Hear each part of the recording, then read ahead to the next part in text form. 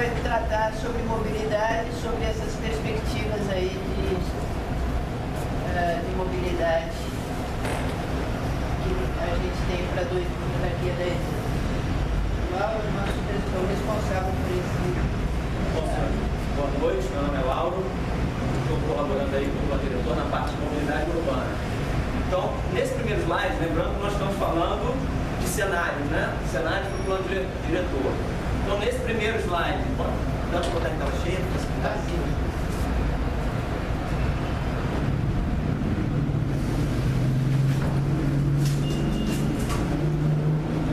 Bom, esse primeiro slide nada mais é do que uma contextualização de tudo que se mapeou no diagnóstico de mobilidade urbana do município de Niterói. Então, relembrando, em linhas gerais, Niterói apresenta um índice de 0,43 veículos por habitante, apresentou em 2010, que era um índice mais de 25% superior às médias da região metropolitana e da média da região metropolitana do Rio, estadual e nacional. Ou seja, resumindo, Niterói tem um índice muito maior de veículos por habitante do que qualquer outro ente federativo. Maior índice de mobilidade da região metropolitana pelo Plano Diretor de Transportes Urbanos do Estado do Rio, da região metropolitana em 2012, com 2,45 viagens por habitante por dia. E pelo próprio PDTU também, pela matriz de origem e destino, pela pesquisa que foi realizada, sofre uma forte influência de municípios vizinhos. 28% das viagens originadas do município, 27,7% tem destino como outros municípios, e 28,7% das viagens que tem como destino Niterói são geradas em outros municípios. Todo esse cenário torna o desafio da mobilidade urbana em Niterói muito complexo, porque isso faz com que você aumente esse desafio. Porque aqui, por exemplo, nós estamos falando de uma forte influência no transporte intermunicipal, sobre o qual o município não tem gestão e não pode legislar sobre. Silvio, por favor. Bem, um segundo fator importante que gera forte influência na mobilidade também é o crescimento da frota de automóveis. Nós traçamos aqui 3 cenários para 5 e 10 anos do crescimento da frota. O primeiro cenário, que nós chamamos de cenário conservador, ou seja, que seria o pior cenário, seria se fosse mantida a mesma taxa de crescimento para a frota de veículos de Niterói observada no período de 2002 a 2014, que é a base de dados do Denafran que a gente tem. Nesse período, Niterói cresceu a sua frota de automóveis a uma taxa média anual de 4,6%. Ou seja, se for mantido esse cenário, a gente vai ter em julho de 2025, ou seja, num cenário de 10 anos, 150 mil veículos a mais na nossa frota, que hoje, em julho de 2015, era de 256 mil veículos. Se a gente pegar um cenário que seria melhor para a mobilidade, ou seja, uma taxa de crescimento menor, que aí a gente pegou aqui a taxa de 2%, que foi a taxa observada no período de janeiro a julho de 2015, período de clara recessão econômica, período de crise, né, que imagina-se que não se sustente no longo prazo, mas mantendo essa taxa de crescimento nos próximos 10 anos, para a mobilidade, teríamos um incremento na frota de veículos de 56 mil veículos a mais num período de 10 anos. E aí fizemos um cenário que chamamos de moderado, que é um meio termo, ou seja, a média aritmética das duas taxas de crescimento, com crescimento médio anual de 3,3% ao ano, teríamos, num horizonte de 10 anos, um incremento. É que a frota de automóveis cresce a taxas muito maiores do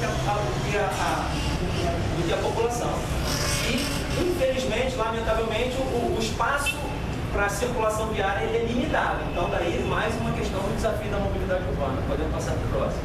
Bom, aqui a gente tem um pequeno resumo da matriz de origem e destino das viagens de Niterói, que nós extraímos do PDTU, que são dados interessantíssimos que a secretária Verena fez com uma interseção junto ao governo do Estado. Conseguimos, junto à Secretaria de Estado de Transporte, tabulamos alguns dados. Então, para os senhores terem uma noção em regras gerais, em linhas gerais, Niterói gera por dia 1.203.656 viagens. Tá? Essa pesquisa foi de 2012. Ou seja, 2,45 viagens por habitante por dia. Dessas viagens, por exemplo, a região leste, ela é praticamente inexistente no que tange a mobilidade urbana, ela só é responsável por 0,1% das viagens. A região das praias da Bahia, que é obviamente a mais relevante, ela é responsável pela geração de 85% das viagens do município. Das viagens geradas na região das praias da Bahia, 700 mil viagens têm como destino a própria região das praias da Bahia. Ou seja, cerca de 58% das viagens do município tem origem e destino na região das praias da Bahia. Outro fato interessante, a região norte gera 39 mil viagens para outros municípios, ou seja, 44,5% das viagens geradas na região norte são para outros municípios.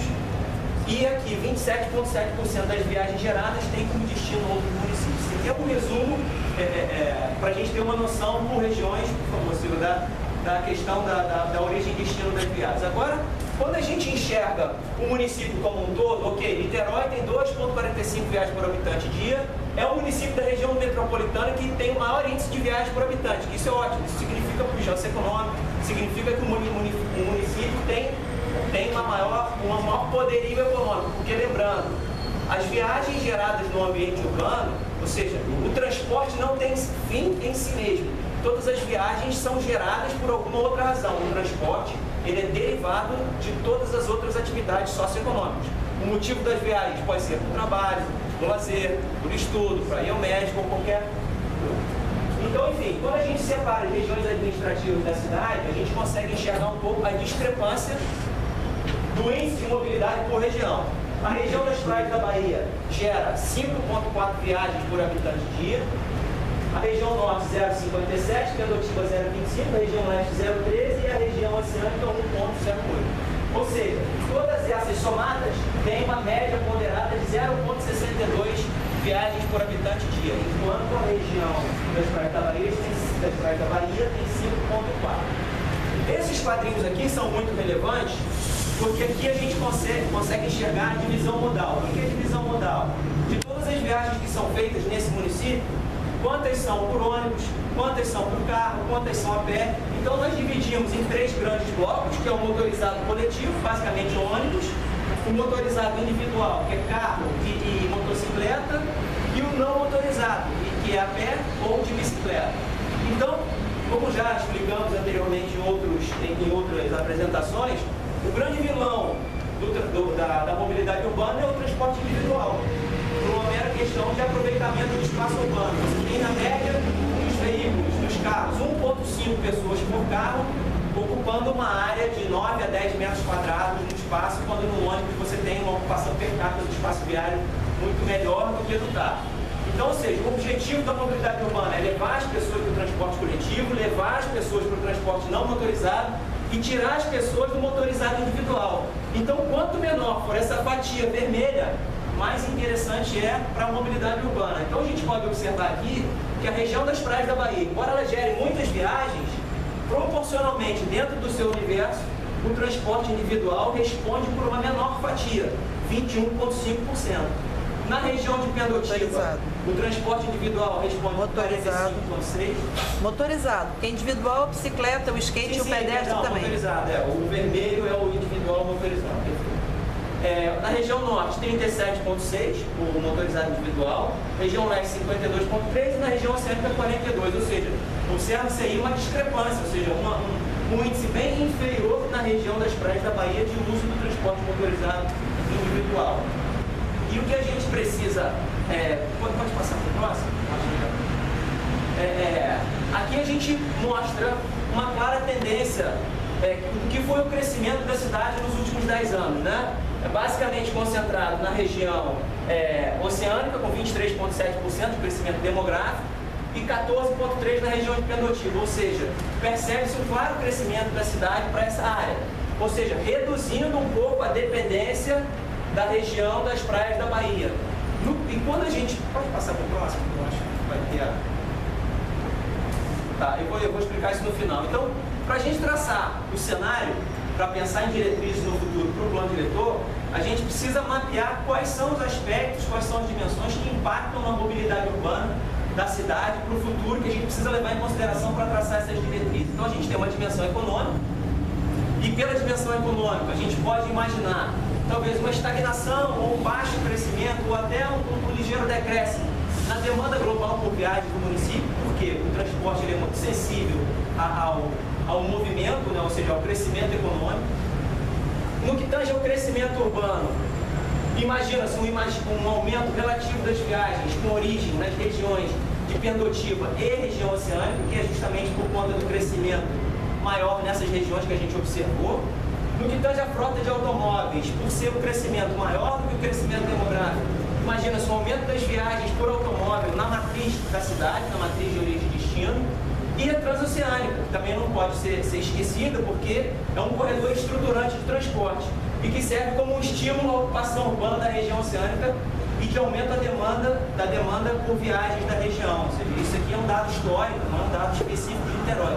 Todo corredor estruturante de transporte, um sistema de transporte de média para alta capacidade, ele atrai para si o crescimento e o desenvolvimento urbano. Então, o que a gente precisa lembrar? Aqui o próximo slide já fala das conclusões, que eu vou falar em linhas gerais, é que a cidade está apresentando uma tendência de crescimento para as regiões de Pendotiba e região oceânica, o que é importante para reduzir a dependência de uma só região, que é a região das praias da Bahia, que inclusive é uma das diretrizes do Niterói que queremos, o prefeito também já muito. Mas no entanto, o que é importante que nós pensemos? Louvável o crescimento de outras regiões para aumentar a conectividade e para que o território se torne mais harmônico. Mas é importante que nós pensemos no padrão de uso e ocupação do solo.